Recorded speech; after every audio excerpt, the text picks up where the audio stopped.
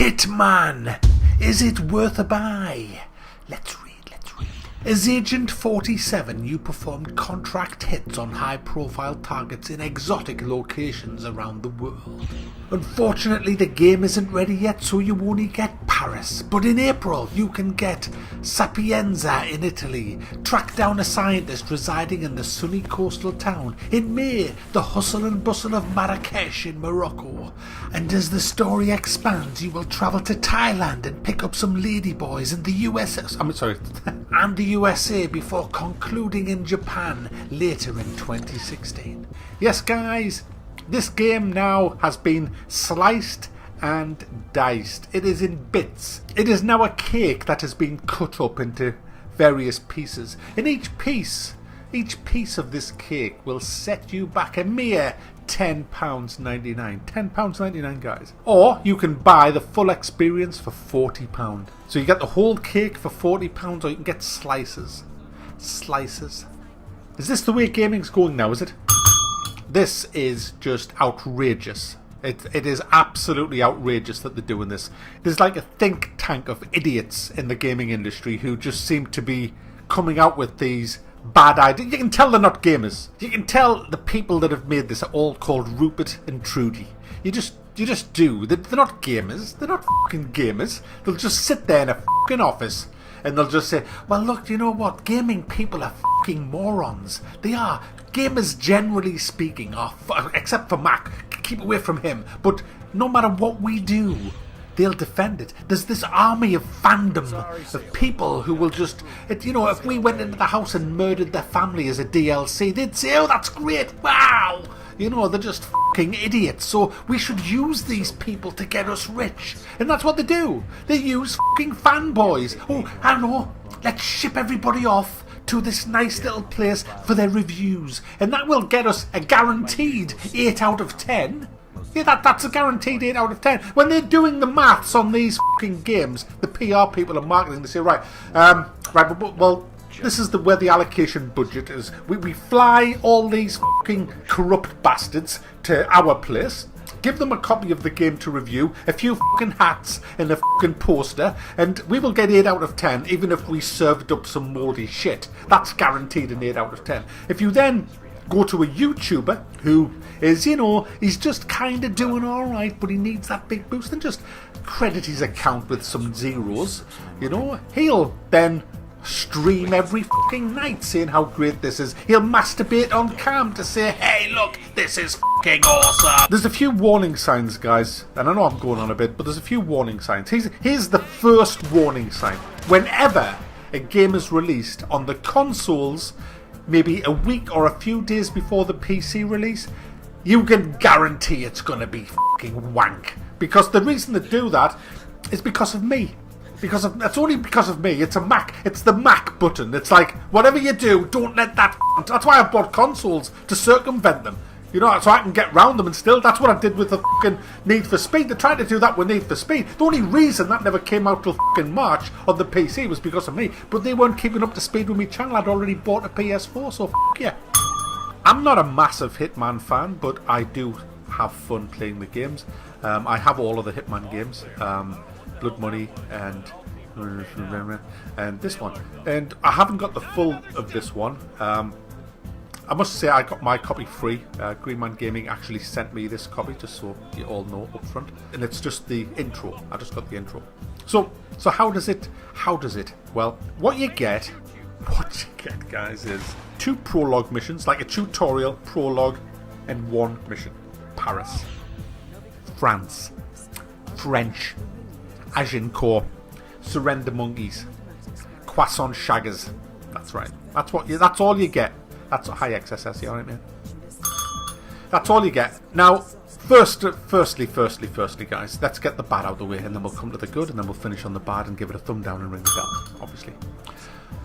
But that's rubbish. I don't know what I'm... do you know what, guys? As I honestly do this review, I have no idea if I'm going to thumb this up or down yet. I'll just make my mind up as I go along.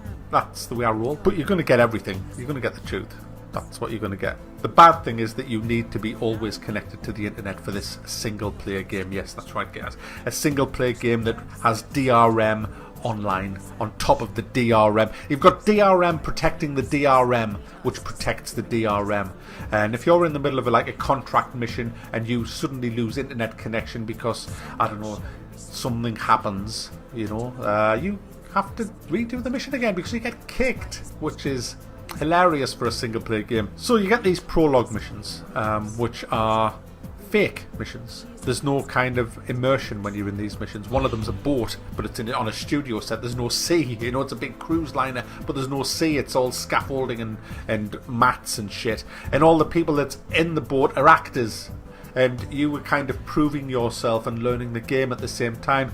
And then after that one, there's a military air base where you have to sabotage a fighter jet, and they're all actors as well, and that's another training. And I can't connect with that because I'm a fucking hitman. I want to see people on the floor on their knees fucking begging for mercy before I put 2 slugs in their fucking eyeballs. I don't want to play against fucking actors. Are you fucking serious? Yeah. So I played the tutorial missions once and I can't go back to them, so that leaves me with one fucking mission for $10.99. Paris. But hey, it's a great mission. We're on to the good bits, by the way, now. It is a fashion show in a big mansion, and there's 2 marks that you've got to take out: a tart and a prick. And you start off in the yard. You've got your invitation, you've got your suit on, you're looking the biz. You can actually change your suit and your weapons, your loadout, and also you can change which part of the building you start from as well if you go into the setup for each mission. Well, did I say each mission? There's only one. There's only one proper mission. And so you start off on this gravel path, and you can do anything. This is what I like about Hitman. You can do whatever. You are in control. You are not told that you have to do it this way. In this mission, you've just got to take out these 2 people, and you can do it any way you want. As long as you escape, that's it. So you're just a bastard. And that's what I like about Hitman. It should be called Hitman the Bastard. That's what I'd call it. Because you are a complete bastard. For example, walking down the path, first thing I saw was a camera crew. Now, I used to be a cameraman, so I know how annoying it is when you are filming in public and some little cunt comes along and just spoils the whole fucking shot by sticking his face in and going, "Is it on telly? Is it on telly?" I got my chance to do it, and I've always wanted to do it because I know how horrible it is. So I'm walking along and I ruined the take by sticking my face right in the camera, and it was great. And they reacted quite nicely. It was quite good. And yeah, I did kill her actually. If I think about it, I think I corroded her. Yeah, I did. I corroded her, which kind of ended the mission. But it was fun. But then I started again, and then I entered the mansion, and you know what? It's so nice. There's hundreds of people there, guys. Loads of people everywhere. Some nice breasts, nice ass, and you've got this kind of thing. It's like a bit of a James Bond thing. You can see the villain coming down the stairs, and he gives his speech and all the rest of it. And you've got to take that twat out. How do you do it? Well, there was too many distractions for me because I fucking hate the fashion industry with a passion. These skinny fucking women who they look like men. They are so thin, they look like fucking men. Honestly, they need to go and have a fucking meat sandwich. They really do, because how can you shag someone that's fucking snap? I mean, I couldn't. How does that turn you? What do you no breasts, no arse, skinny fucking ribs, with pale faces, with no expression, who walk like they're chewing a toffee between their arse cheeks? What the fuck? I had to have a go on the catwalk, guys. Nothing part of the mission. I just jumped on the catwalk and had to strip down, and all the people are going, "Who the fuck's that bald twat over there?" And it was obviously me. And I got told to get off, which I wasn't happy about, so I found the security guard that told me to get off and stuck an axe in his head, guys. You gotta love it. And then I had another go on the catwalk, and this time I shot everybody because I wanted to. I walked down the fucking catwalk in Paris, pulled out a gun and said, "Hey, fucking skinny bitch, have it. I'm trying not to spoil the game by showing you how not to do things, because the way you do the game properly, there's more than one way. But I don't want to tell you I'll tell you this. There just happens to be a model who is the spitting image of you, give or take a bit of paint on his face.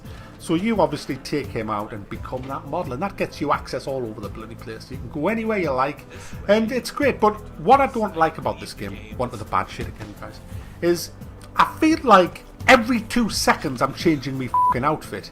And it's kind of like, hang on a minute, James Bond's a hitman. He's just a legal hitman, but he's still a hitman. And he does everything in a fucking suit. He doesn't fuck about with, shit, better get dressed up as a fucking maid. Shit, better get dressed up as a plumber. Shit, gardener. Shit, security guard. Shit, policeman. Shit. You know, he just says, hey, look, I've got a fucking suit on, I've got a gun, pop, fuck you, dead. And that's how I would like to play this game. I mean, let's be honest, I've got a ball bunce with a barcode on the back of my head. You would think that people would kind of think, there's something dodgy about that guy, you know, but no, I'm fine. I can just be a guard, a maid, a maintenance guy, an engineer, a policeman, a security guard, a car park attendant, a waiter, a chef, you know, but all bald with a barcode on the back of the head, and no one thinks. The AI isn't brilliant. You can cause absolute panic in the place, and half the people are just getting on with life as if there's nothing wrong, you know. So the AI is a bit iffy, but it is fun. I mean, I'm not going to lie to you. The game is fun, and I had fun garroting people, poisoning them, axing them, shooting them, and just finding various ways of taking them out. So that is good. It has the same old shitty cover system that's plagued Hitman games. Press the space bar and you go in the cover. You don't have to do anything. You don't have to think. You don't have to actually move. Just spacebar it is, and off you go. Now there is a contracts bit where it's basically a mission editor. You go in and you play through the mission, and you can tag people and say, right, he's an objective, she's an objective, and then you can upload them to the internet. You can also as well stipulate how they have to die and how you address when you kill them. I mean, essentially, guys, what I'm saying here is you get one mission. You get one mission that you can really connect to as a hitman, and that's in Paris. And as much as you can get a lot of fun replaying that mission, because it is quite replayable, it's not worth $10.99. Not for that. And certainly not anywhere near £40, considering you can pay £40 and be stuck with one mission until May. And then who's to say what the mission's going to be like in May? Because I bet you my bacon sandwich that I'm about to make for myself, this is the best mission in the whole game, because you're going to do that, aren't you? You're going to hit them with the best first. You're going to throw all the good stuff to the front and say, hey, look, buy into this. Look how good these are. But they're f***ed up with the prologue and the tutorial because there's no connectivity with that at all. Well, there is, because you've got to be online. Get its connectivity. No, what I mean immersion. Immersive connectivity as a hitman. Because, like I said, they're all actors and it's just a stage set. So it is a toughie, this. It is a toughie. I want more than this.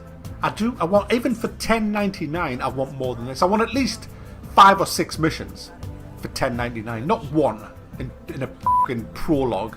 Can I just end on this? If I was doing a Hitman game and I had access to this team, I'd have done an open world game. I wouldn't have had it anywhere near as scripted. I mean, a lot of the time you have to listen to fucking mindless conversations over and over again when you're doing a mission, because it won't allow the next series of events to happen until you've done it, which can be annoying.